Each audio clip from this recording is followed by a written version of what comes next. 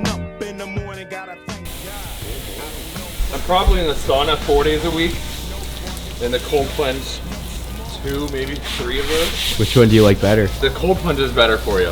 What better for you? The cold plunge messes you up in the best way, to where I feel like every time I get out of the cold plunge, my nervous system is recalibrating. Today was a good day.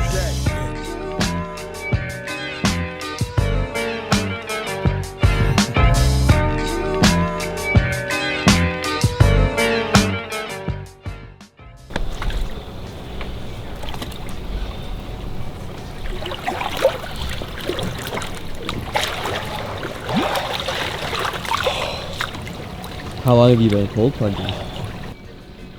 15 years Oh, since yeah, I started playing. since hockey and stuff. Really taking it serious when I retired.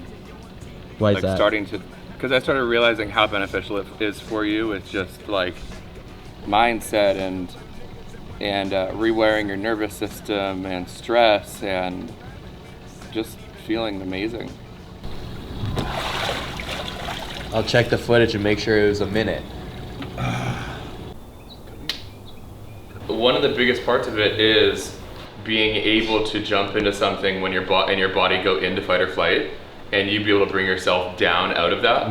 You have these moments in real life where something triggers your body to go into fight or flight, and now if you intentionally are practicing it and practicing going from something going like, oh, and then you being able to be like, I'm okay, this is all right, I can handle this. You being able to do that in the ice bath directly translates into an email that startles you, or like a phone call that you get, or just something that's out in the world. And like the practice of you being like in this high escalation of stress to coming back to the present, being like, I'm good, this is okay, is an immediately translatable skill. That's crazy. Everyone is starting to learn, and rightfully so, because it is the most important thing, that the two things that you really need right now to build a business is content and community. It's so hard to break through if you don't have those two things, and that's becoming more common knowledge, and this is my entire thesis. If you go back to my videos on TikTok in 2020, I'm talking about content and community. Every brand really wants a community. To do that, you have to be good at content. Those two things are the way to actually succeed today. And it's just been very clear to me, because that's the way that as a consumer, that's how I find my brands. If you're somebody out there that is watching, that is trying to build your own brand, and you're like, how do I break through? Like, really focus on who are the people in my community, how do I impact them, and what's the content that gets those people into it, that gets them to care about what we're doing with the community. Content and community, that's the way there. John and I have known each other now for like 5 years. Yeah, we started as TikTok friends. TikTok friends, OG yeah. days. Yeah. I was just thinking when I was coming to come grab you, I was just thinking about, like, you're in this industry for so long, you meet so many like influencers, entrepreneurs, and so you kind of get a little jaded. And there are very few people that I personally watch that inspire me, and JT is one of those people. Thanks, bro. I've told you that before. I feel the same about you. Yeah. I was hyping you up in the car. Oh, hell yeah. Nice. I agree. These are actually the old Snap offices. Here we are. Love it. Venice Beach Boardwalk. What up, everyone? I'm Elena. Hi, I'm JT. Nice to meet you. Natalie. JT, nice to meet you guys.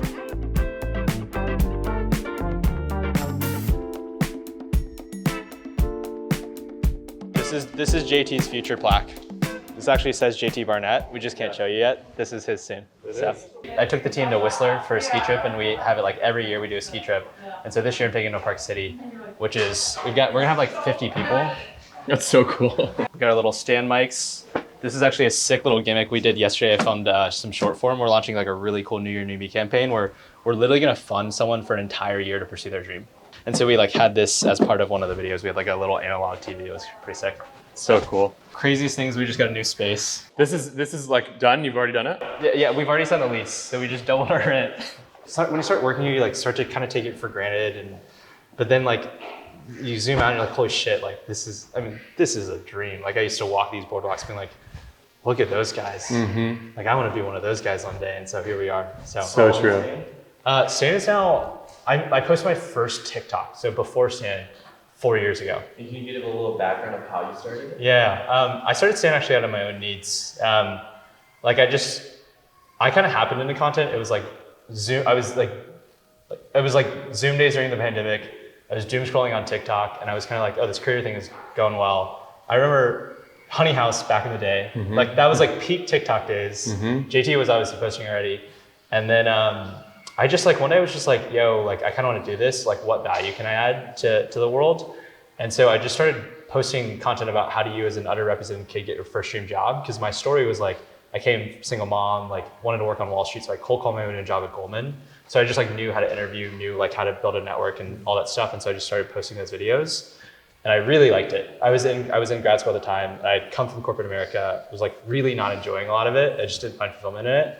And so I found this thing where I was like it was the first time in my life I'd been creative, which is kind of like an Asian American thing. Like we grow up like math and science only. And so I was like, holy shit, this is really cool. 2, I'm definitely helping people. Like I was like helping thousands of people get their job. Like they'd comment like, holy shit, dude, like I just got like this interview or like networked in this thing because of this. So it felt really good. And so the last thing was like, okay, how do I make money doing this? I just like have a business mind. And so, yeah, I was like trying to set up a funnel with like all these clunky tools and it was hard to use. It was super expensive. And so, yeah, I built Stan, the first version of Stan for my own account. And the story of now 60,000 customers is, it started with just me and a bunch of creator friends. And I just like worked really hard on it for a couple of years. For anyone watching, I owe all of my success to actually putting myself online and building an audience in that way. So yeah, you guys should do this too. Any tips for JT? We had a conversation earlier about how he's kind of in this little funk about over-analyzing or like that perfectionist mindset. Any tips for JT? I'm surprised to hear that you feel that way because in some ways, as your audience member, I respect how raw and authentic I feel like your content comes across. I know. Especially the early days. Well, this is why I was saying it. I was like, this is normally I do not have any sort of perfectionism in my content, but there's something that I'm like judging myself for. Specifically on YouTube? No, not specifically on YouTube, just in content in general, which is where I'm like, I was saying over the last couple of days, I've been really spending time with myself being like, why am I not enjoying actually clicking post?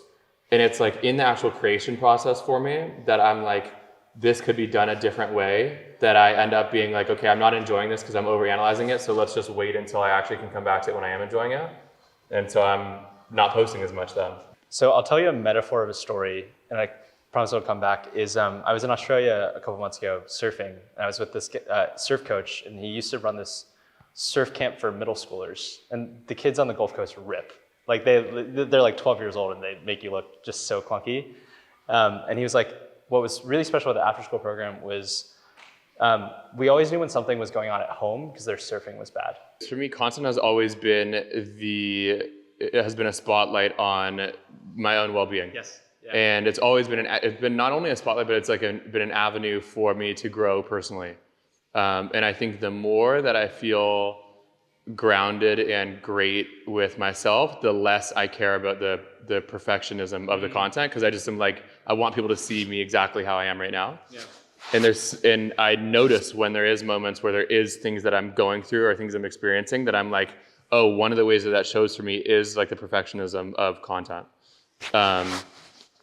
It's very rare that it happens, but when I do, it bothers me even more, which is why I like dial into it and actually like try and sit with what it is that's coming up. It's cool to hear you talk about content that way, because I think content for me has forced me to ask myself who I am and how do I want to show up in this world. Like really, like what are my values? Like who am I as a person? What is my purpose on this planet? And I think that journey, because you're constantly self-observing and like it's just like the magnifying glass is on you, whether you like it or not, it's part of your job. And that for me, because I think we're all pretty self-critical, you like start to, ideally in a positive way, like unearth like, okay, this is like who I am, this is how I want to show up in this world. And then you connect that to the broader world of like, this is how that also leads to performance in some sort of way. So let me say my perspective. I actually feel like I naturally am very non-judgmental of myself and very like not interested in other people's opinions or don't move through other people's opinions. But what I think I do is, because I want to help other people and relate to other people, is I even subconsciously take on other people's judgments and opinions and move through the world with other people's ways of going about it. Interesting. And then for me, it's my own realization of being like, oh fuck, the way that I'm actually going about life right now in this aspect isn't even my own way of going about things. I've just been trying to relate to people on this, and so I'm going through it their way. Wow. And I feel like that's where I'm at with content right now, where it's like, if I notice other people are over perfecting and either it's worked for them or it's been a focus for them, then I end up being like, oh, maybe if I can relate to them more, I'll actually be a little bit more like that. And so it's like actually unraveling of it, of being like, fuck, okay, I don't need to do that, I don't need to do that. And if I actually just lean more into myself, then it just comes out as me being me. So, that makes me think of the quote, escape competition through authenticity. Yeah, fully. When you weren't feeling this way is when I found you and hundreds of thousands of people found you and followed you. Mm-hmm. And if you just do that the version of you that is today, like you're going to be golden. Yeah, I agree. So, all right. Thanks, bro. Thanks for the therapy session. That was great. Yeah. Yeah, great spot. Oh yeah? I texted John right away. What?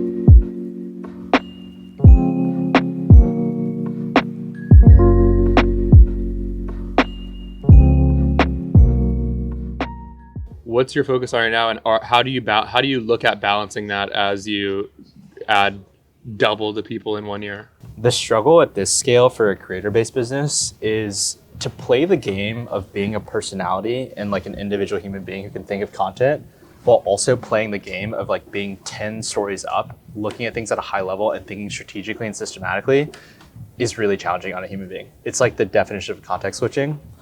I probably say so I don't do things anymore, which is like a wild concept when you come from like, no, I'm an individual contributor. Like I was like top of my class in like whatever I was doing. Like I'm gonna go like pound the phones. And so the learning that I've had to navigate the last year when it comes to scaling the company is, okay, I actually need to instead, I'm in like meetings all day, basically. But what that actually means and how I'm making progress rather than just like sitting on a Zoom call is I'm thinking about what system can I build? Okay, how many great people, in this case, can I hire who I can have do this at a higher scale than me, so like 10x that? And how can I set them up for success? So in this case, what that literally means is like when someone comes in, how can I train them with the right skill set and then give them the right orientation and direction to do that thing really, really well and better than I did, so that I can go focus on the next thing. And so that is like managerial skills that you have to learn over time, and that takes like space and time to think about in a creative way. And the hardest part on a creative entrepreneur is that the one variable that's zero sum is your time and energy. So every moment that I'm thinking about that stuff, that means I can't think about content. You just like, and at least for me, like on a daily basis, like I got one or two, maybe two good ideas in me per day. And so like if I'm in meetings all day or I'm interviewing, because then you got to execute on it. Like you got to like interview a ton of people to find the right fit, who are the right values fit and truly mission aligned and all that kind of stuff. And so I'm spending like 80% of my time on that, which means I've only got 10% because you've got like the context switching trade-off too. 10% of my time to actually like create content and be that leader in that way. And so I call that kind of like my unscalable time. And there are certain things that I do that are unscalable that I believe are worth it just for my own personal sake. So like I like making content. Like I just want to to do the show without getting to make any content would make me sad. Like right now I haven't really made content in a while, and like I want to. But then also for me at least, it keeps me grounded to the customer. Like if I'm the one, like basically the way that I operate as a leader is like you're forced to play general over time, but I like being both general and like front linesman. Like I want to be on, like I don't feel good about sitting in the back and telling people what to do. Like I want to be in the trenches with them. So I would say like 80% of my time given the job is this stuff, and it's operating at like a very high abstract level of like talking about our values, leading all hands, like helping people give like general direction, like this is where we're going in a year, these are our goals. And then all the stuff in the middle and all the detail, you have to outsource to the team and trust the team over time. And then I love being on the front lines, like landing a big creator, like making some fun content every now and then. The way that you're doing it and the way that you're showing up still in content and online doesn't seem like you're like completely removed from content. When you play this game, you can't, at least I personally can't help but feel like, oh damn, I'm losing relevancy. Like I'm no longer as relevant, because you're only as good as your next post in many ways, in terms of kind of sometimes the psychology. And so I always feel like I could be doing 10x as much, because I know what I could accomplish if I could spend even 20% of my day on content, and that like pains me because you want it all, right? So what's the long-term vision? What do you actually want to happen with Stan now that it's like growing and growing and growing? Yeah. I really believe in the legacy we'll have around our mission. Like, I believe in the next few years, Stan will have fundamentally lifted the success curve of how many people actually succeed in entrepreneurship. Like, literally, we will like have provided all of the infrastructure, like in a click of a button. It's this, because Stan's the simplest and, sorry, for you guys who don't know Stan is like by far the simplest and easiest way to start an online business. And so because of the tools that we're providing, where like everything you need is super affordable. Like literally you can't get it, like you save hundreds of dollars. It's super easy. Click of a button, you have your whole online business. And then if we're also providing all of the education and like game planning and accountability, basically to be there as a human to help you as well, then like basically anyone who comes to our doors and has the desire and the hustle is going to be able to make it. And like that is what I care the most about in the next few years, is like if we lift that curve, then I know that I've done something worthwhile. If we've done How do you guys do the education side? Content right now, but also like now interspersed through our product itself. Like in the same way Duolingo is On the back end of it, you see little things that are helpful. Yeah, like videos, content, our own social channels, all the content we make. It's all designed to, we create everything within the lens of like, how do we give value, right? It's like a very Gary Vee mindset of like give, and in this case it's educational value. And like, it's also about meeting your customer exactly what they need at that exact time, right? Because you don't serve someone who has 0 followers, like this is how you optimize your funnel. You serve them like this is how you make your first piece of content. So, I love it, bro. Yeah, I love it. Are you building with the goal of selling the business at some point? Are you building a lifestyle business that you just keep living through? the honest answer is, I don't think this is my forever job. I think this is for sure my purpose in the world, is to like help steward this thing into this company and organization and mission into being a good thing in this world. But like, I want to have a family and like have a farm and just like be chill. Yeah. In a way that like, I don't see myself as one of those founders who run something for forever. That's what I'd say. Yeah. Cool. But I love it, bro. yeah. It's so cool to see. It's so cool to see since like a year and a half ago coming here and sitting literally on this patio, and there being It was literally just two desks in the whole office, and now there's 20 right here. It's awesome. Yeah. Really cool to see. It's been a journey, and when you're so thick in the throes of it on a day-to-day basis, you don't get that perspective. So I appreciate you saying that.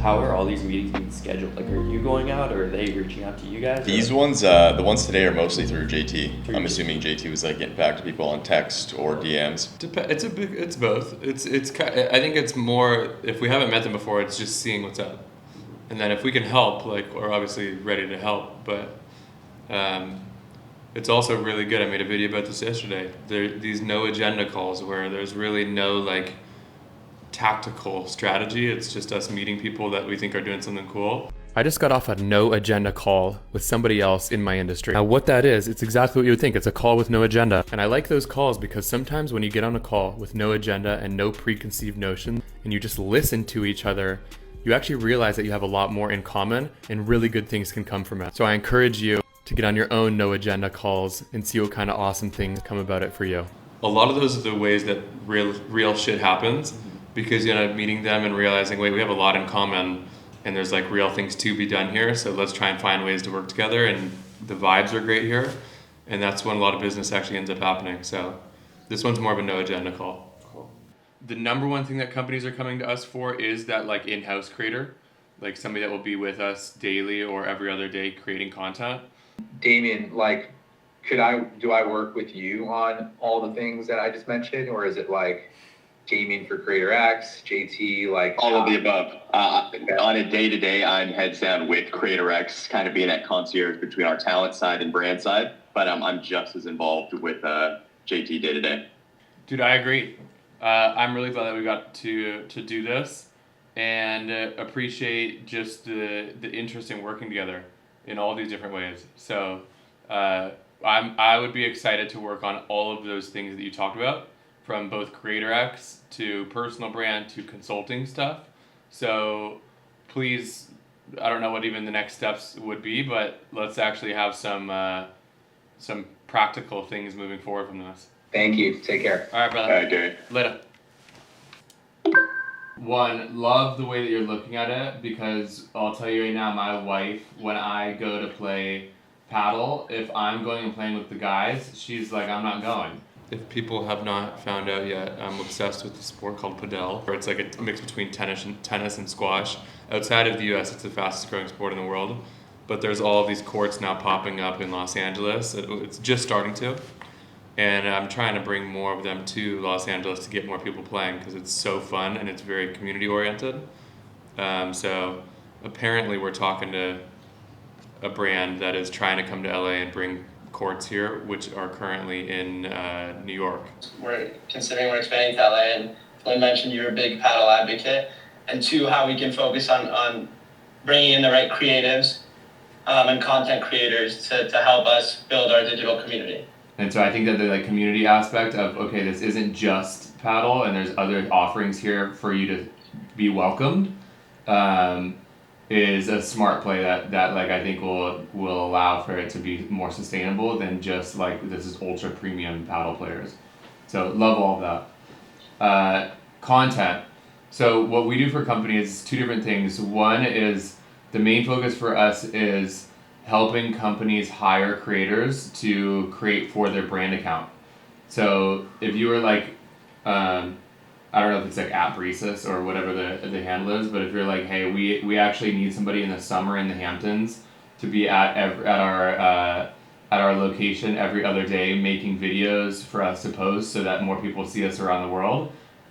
We want that person to be 28 years old and have experience with filming day in the life videos or vlog videos on Instagram or TikTok. We would go and find that person for you in whatever budget that you're looking for.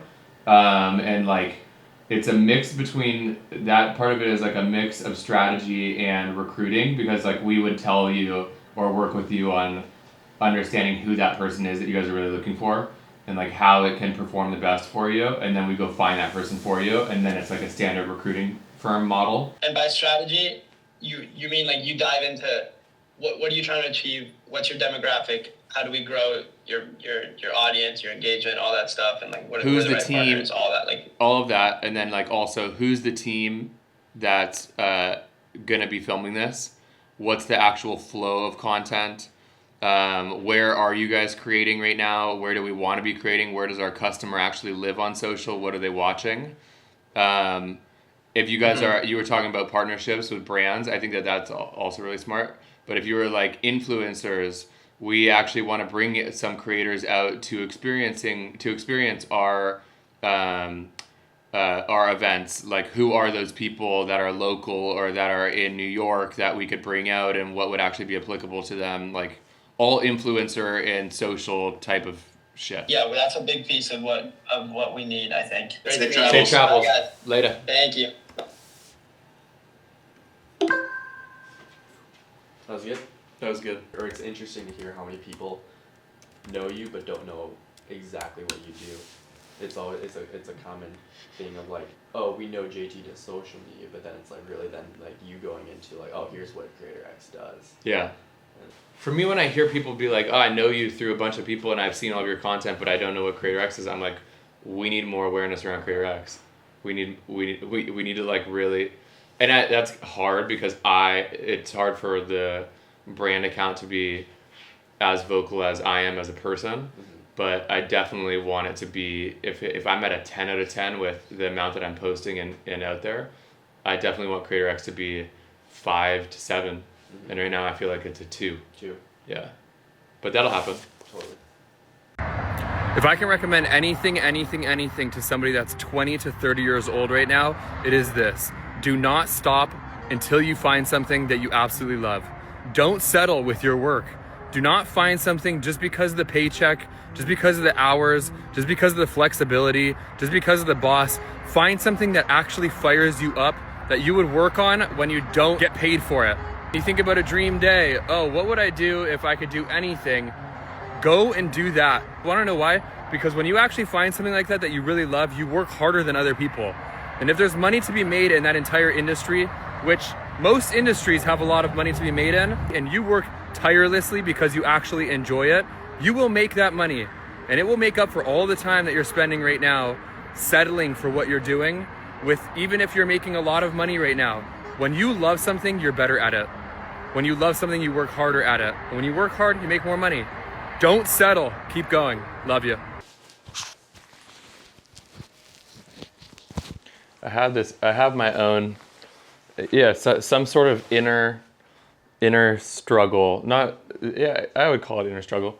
Is keeping me from posting like 3 times a day right now, and it's some sort of perfectionism that I'm like trying to over perfect content, and then I'm not posting because I'm not thinking that it's up to my own par, and it's pissing me off. I'm spending time with myself outside of work right now over the last couple of days, being like, this isn't something that I'm allowing to keep going, because it's stopping me from creating and doing the shit that I want to do.